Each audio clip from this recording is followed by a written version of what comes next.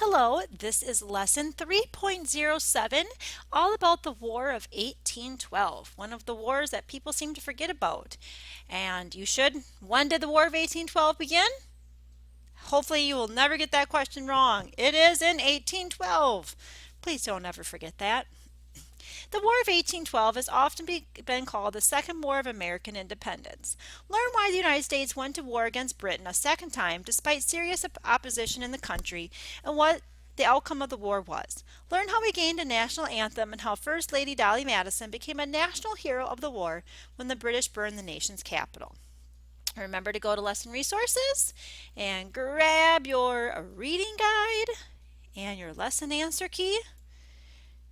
Lots of objectives for today's. Oh, this is the objectives for the whole unit. I was like, wow, that's a lot of objectives. Okay, going on, moving to the next. So here are the goals for the lesson. You can read through those. Um, Make sure you know them at the end of the lesson and continue on to the next page. Gather your materials and let's begin.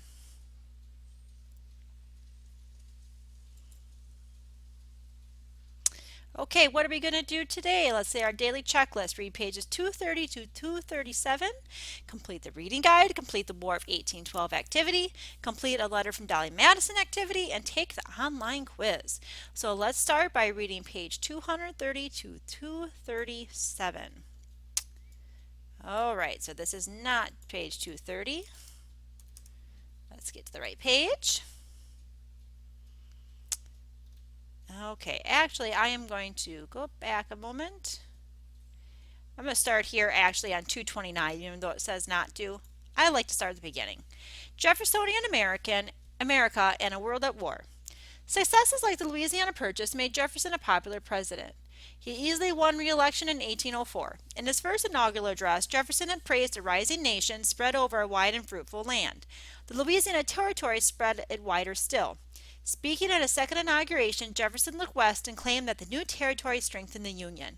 The larger our association, the less it will be shaken by local passions, he said, echoing James Madison's sentiments in the Federalist Papers.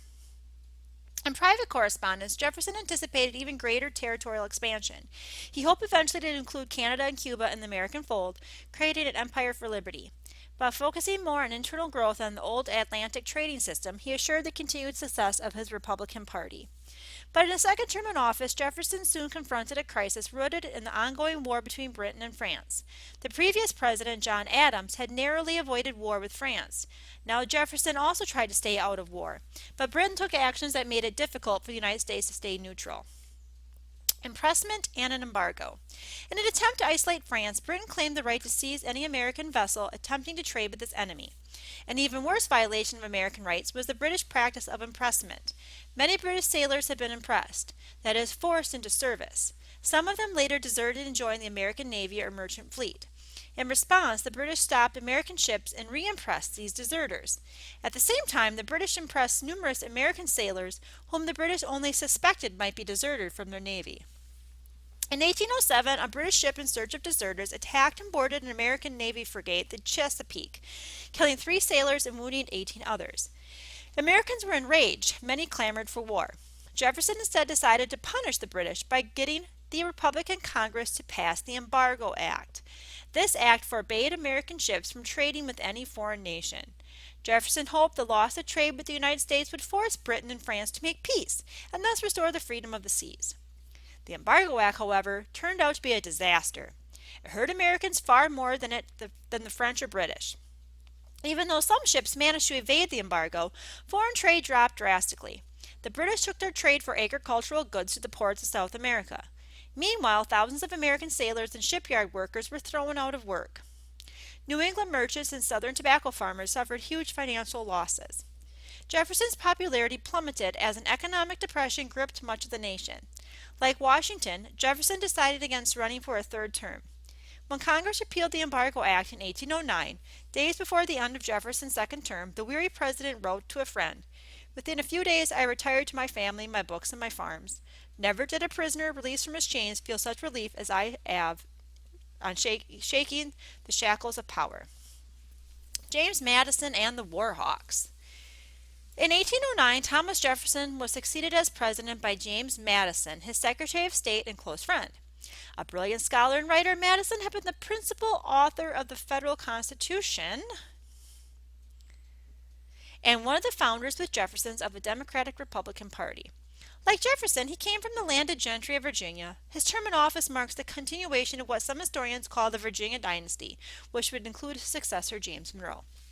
Meanwhile, the new political leaders were emerging from the new states in the West. One of the most important of these was Henry Clay, a young Republican congressman from Kentucky who became Speaker of the House of Representatives in his first day in Congress. Clay led an influential group of young Republicans in the House. They were known as the War Hawks because they called for war with Great Britain. Born in Virginia, Clay had learned to hate the British from his father, who was part of the country had been devastated by British raids during the Revolution. Later living in the frontier state of Kentucky, Clay witnessed growing clashes between settlers and Indians. He shared the suspicion of many settlers that the British, from their colony in Canada, encouraged Indian attacks on Americans. Like most Westerners, Clay was an ardent expansionist. He thought that it was America's destiny to absorb Canada. He boasted that the Kentucky militia could conquer the British colony on its own. Finally, Clay shared the outrage of all Americans at the imprisonment of American seamen and the seizure of American ships.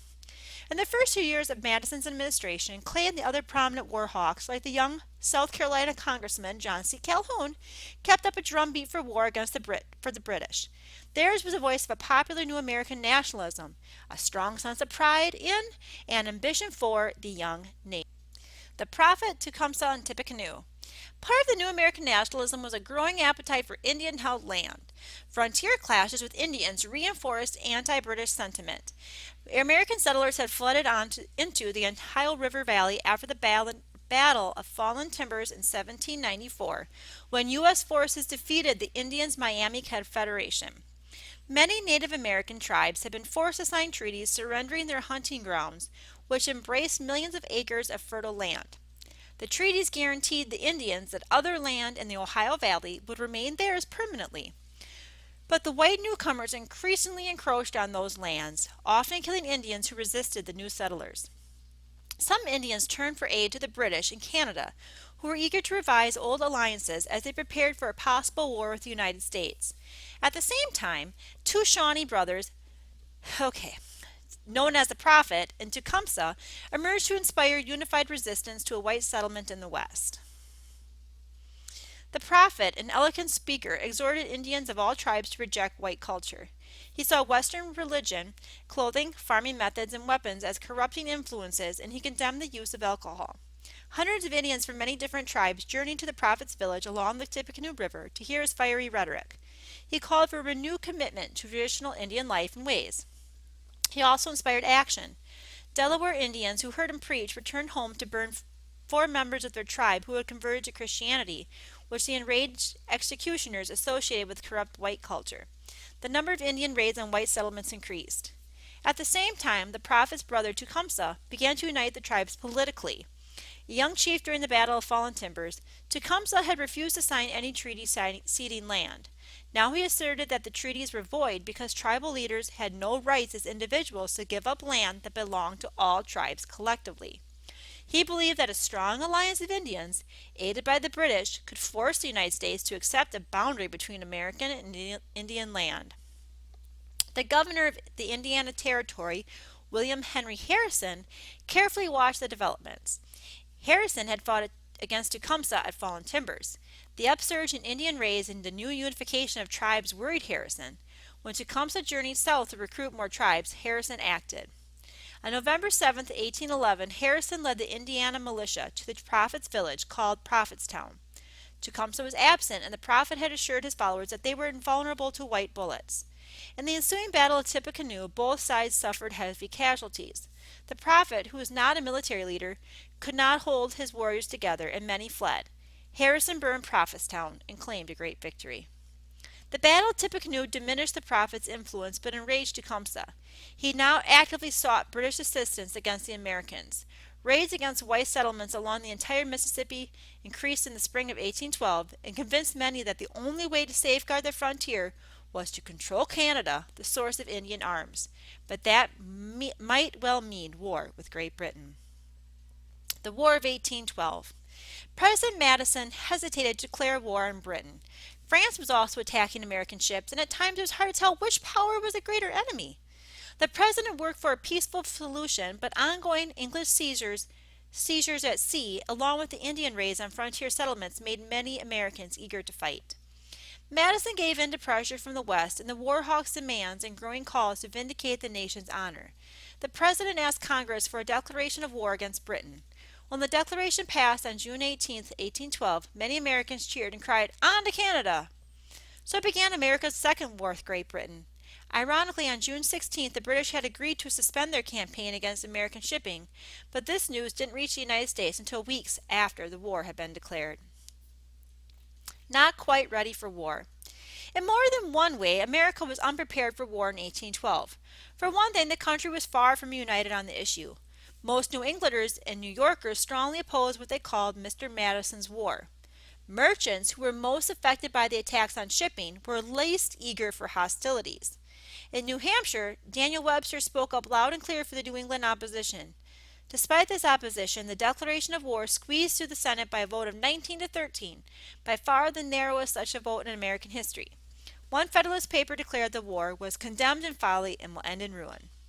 Anyone considering the state of the country's armed forces might have agreed. Adhering to the Democratic Republican principles, Jefferson and Madison maintained only a minimal army. In the wake of troubles with France, Jefferson increased its size, but at the outset of the war, the regular army still consisted of fewer than 7,000 enlisted men and officers, although state governors were supposed to provide militiamen to supplement this force. The U.S. Navy had all of 16 warships. Britain's Royal Navy, the largest in the world, had roughly 1,000 ready or being built.